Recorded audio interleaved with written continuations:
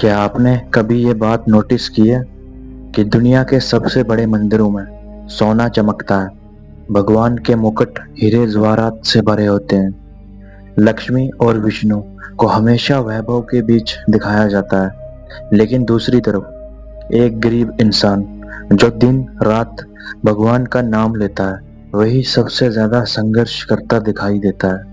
कभी आपने सोचा है, अगर भगवान सबके हैं तो फिर गरीब लोग सबसे ज्यादा दुख क्यों झेलते हैं? क्या सच में भगवान विष्णु सिर्फ अमीरों के करीब रहते हैं, या लक्ष्मी सिर्फ धनवान लोगों के घर जाती है, या फिर इसके पीछे कोई ऐसी आध्यात्मिक सच्चाई छिपी है जिसे आज की दुनिया समझ नहीं पा रही?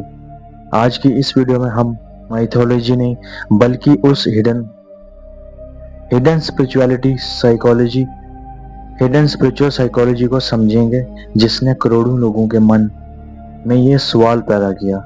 और इस वीडियो के अंत तक शायद भगवान विष्णु को देखने का आपका नजरिया हमेशा के लिए बदल जाए। तो चलिए शुरू करते हैं। लोगों को ऐसा क्यों लगता है? देखिए, ये सोच अचानक पैदा नहीं हुई, इसके पीछे सदियों की इमेजरी है। जब भी हम भगवान विष्णु को देखते हैं, वह क्षीर सागर में विराजमान होते हैं, शेषनाग पर बैठे हुए, चारों तरफ दिव्य प्रकाश, और साथ में माता लक्ष्मी। लक्ष्मी यानी धन। यहीं से लोगों के सबकॉन्शियस माइंड में एक इमेज बन गई कि विष्णु मतलब वैभव, विष्णु मतलब समृद्धि, विष्णु मतलब धन। धीरे धीरे लोगों ने यह मान लिया कि जहां पैसा है वहीं भगवान है।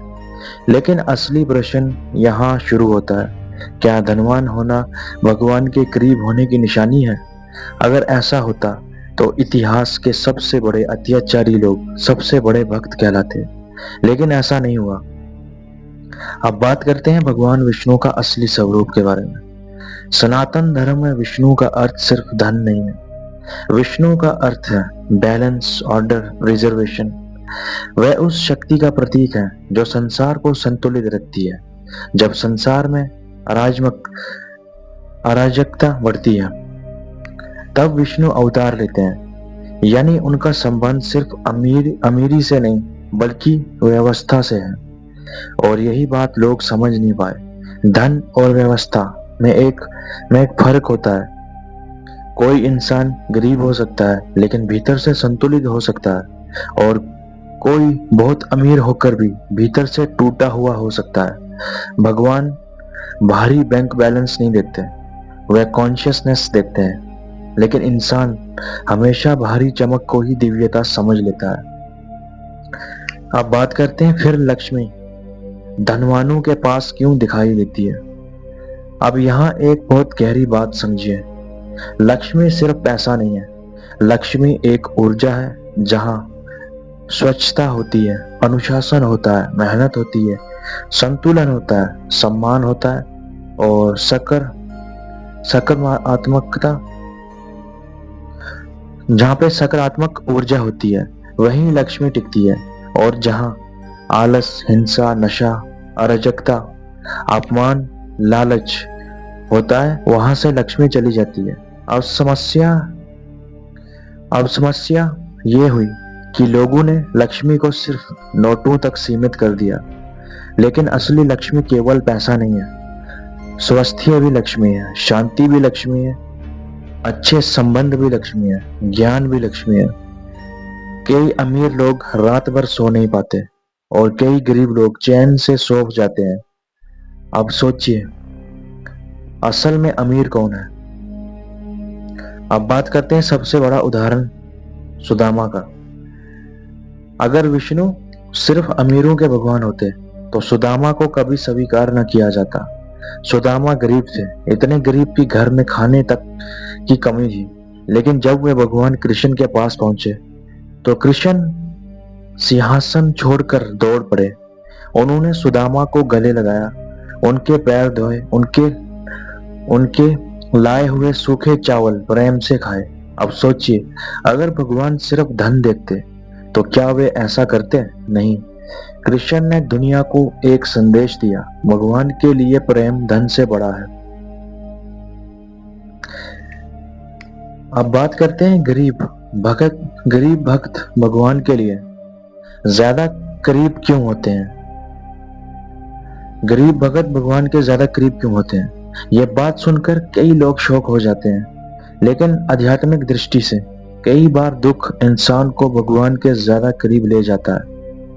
जब इंसान के पास सब कुछ होता है तो उसका अहंकार बढ़ने लगता है, उसे लगता है कि उसे किसी की जरूरत नहीं।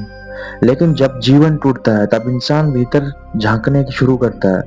यही कारण है कि इतिहास के कई महान संत साधारण परिवार से आए, क्योंकि सफरिंग कई बार अवेकनिंग का दरवाजा बनती है।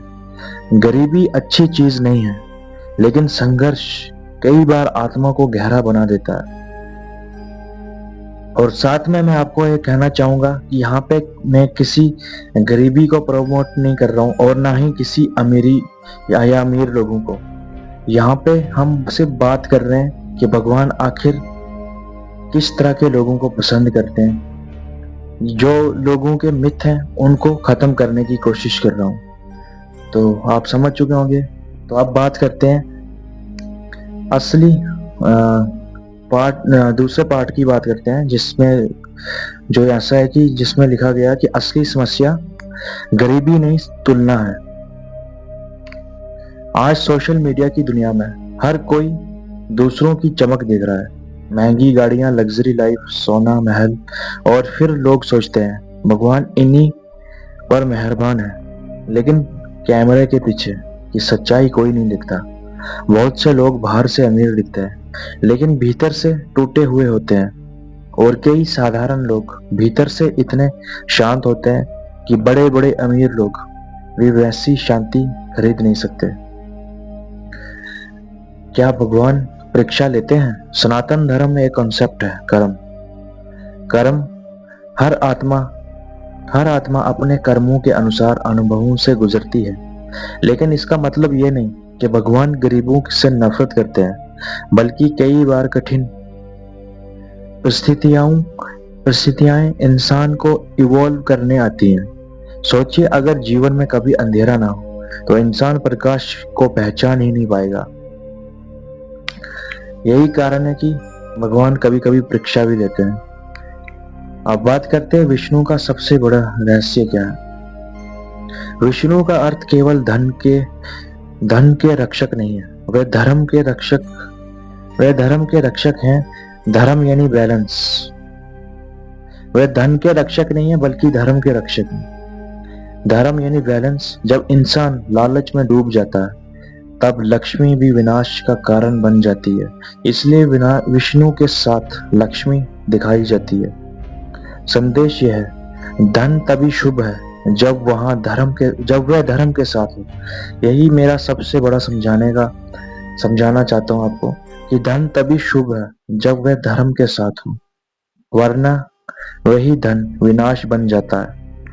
आपने देखा होगा कि जो लोग गलत काम करते हैं, गलत काम करके पैसे कमा रहे हैं, काफी रिच हैं, बिलियनियर हैं, काफी अमीर लोग हैं दुनिया में जो कि गलत काम करके पैसा कमा रहे हैं। तो इसका मतलब ये नहीं कि भगवान विष्णु उनसे खुश है या फिर लक्ष्मी उनसे खुश है। यानी अमीर होना ही इस चीज का प्रतीक नहीं है कि विष्णु भगवान उनसे काफी ज्यादा खुश है इसलिए उनके पास पैसा आ रहा है। अगर तुम गलत काम करके पैसे कमा रहे हो तो उससे भगवान बिल्कुल भी खुश नहीं हो सकते, और ना ही कभी होंगे, और आज तक ऐसा कभी नहीं हुआ। अगर तुम धर्म के साथ या सही धर्म के अनुसार रहते हो और अच्छे कर्म करके पैसे कमाते हो तो विष्णु भगवान अक्सर तुम्हारे साथ खड़े रहेंगे और माता लक्ष्मी भी तुमसे प्रसन्न रहेगी, और वो मतलब आप और ज्यादा ग्रो करते रहोगे अपने काम में। ऐसी काफी रियल एग्जांपल्स हैं जो कि मैं आपके साथ नहीं शेयर करना चाहता, क्योंकि किसी को हम जज नहीं कर सकते ऐसे। तो अब बात करते हैं आधुनिक दुनिया की सबसे बड़ी भूल। आज लोगों में स्पिरिचुअलिटी को भी स्टेटस बना दिया है। महंगे मंदिर, महंगे कपड़े, शो ऑफ, भक्ति। आज आपने देखा होगा मंदिर जाते ही लोग स्नैप्स शेयर करते हैं, स्टोरी लगाते हैं, यूट्यूब चैनल पे व्लॉग्स बना लेते हैं, या फिर सिर्फ शो ऑफ के लिए फोटोज वगैरह क्लिक करते हैं और अपने खास लोगों को दिखाने के लिए स्टेटस लगाते हैं व्हाट्सएप पे, या किसी को जलाने के लिए कि हम यहाँ गए वहाँ गए, हम भगवान के बहुत बड़े भक्त हैं। ये सब दिखावा। देखो, अगर सोशल मीडिया पे कोई स्पिरिचुअल चीजों के रिलेटेड कंटेंट अपलोड करता है तो इसका मतलब ये नहीं कि वो शो ऑफ कर रहा है। शो ऑफ अलग है, और लोगों को जागरूक करने के लिए अगर कोई कंटेंट बना रहा है तो वो एक अच्छा कर्म है। अगर सिर्फ शो ऑफ के लिए कोई स्पिरिचुअल फोटोज या वीडियोस अपलोड करता है, स्टेटस पे डालता है, तो उससे भगवान कभी खुश नहीं हो सकते। अगर कोई व्यक्ति दूसरों को जागरूक करने की कोशिश करता है, दुनिया को कुछ सिखाने की कोशिश करता है और धर्म पर चलने के लिए कुछ ऐसा कर रहा है, वीडियो में कुछ ऐसा समझा रहा है जिससे लोग धर्म की ओर आकर्षित हो और अधर्म से दूर चले जाएं, तो वो एक अच्छा कर्म माना जाता है। और वैसे लोगों की आज सबसे ज्यादा जरूरत भी है, क्योंकि सोशल मीडिया पे हर कोई बुरी चीजें अपलोड कर रहा है। जैसे कोई दारू पी रहा है, कोई क्लब में जा रहा है, कोई अलग अलग चीजें, मतलब नेगेटिव चीजें शेयर कर रहे हैं। कुछ लोग जल्दी फेमस होने के लिए अपने, मतलब कुछ भी कर रहे हैं। आप पूरी चीजें मैं आपके साथ नहीं बता सकता ऐसे वीडियो में, तो आप समझ चुके होंगे मैं क्या बताना चाह रहा हूँ। तो ऐसे लोगों को अगर ऐसे ही लोग सोशल मीडिया पे रहेंगे तो धर्म खतरे में आ सकता है। और इसलिए जरूरी भी है कि कुछ लोग स्पिरिचुअल चीजें सोशल मीडिया पे अपलोड करते रहें, क्योंकि यही वो चीज है जो लोगों को धर्म की ओर आकर्षित करती है, और धर्म खतरे से दूर रहता है। और लोग, जो नई जनरेशन आ रही है, वो भी धर्म के बारे में और जानते हैं, अध्यात्म के बारे में जानते हैं। इसलिए अगर आपको लगता है कि आपको कुछ इस तरह से बनाना चाहिए जिससे लोग धर्म की ओर आकर्षित हो, तो आपको जरूर इस तरह की वीडियोस बनानी चाहिए और शो ऑफ से दूर रहना चाहिए, शो ऑफ वाली व्यक्ति से। आप समझ चुके होंगे, क्योंकि भगवान दिखावे से प्रभावित नहीं होते। अगर ऐसा होता तो जंगल में रहने वाले ऋषि कभी महान नहीं कहलाते। भगवान की सबसे बड़ी भाषा है भावना।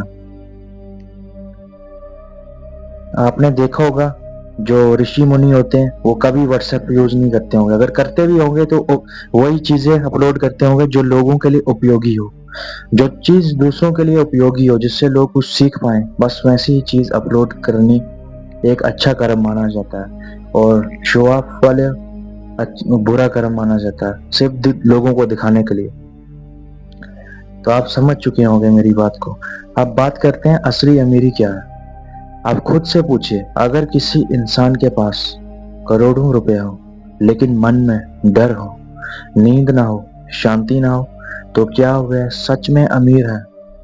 और अगर कोई साधारण इंसान भीतर से शांत हो, प्रेम से भरा हो, निर्भय हो, तो क्या वह गरीब है?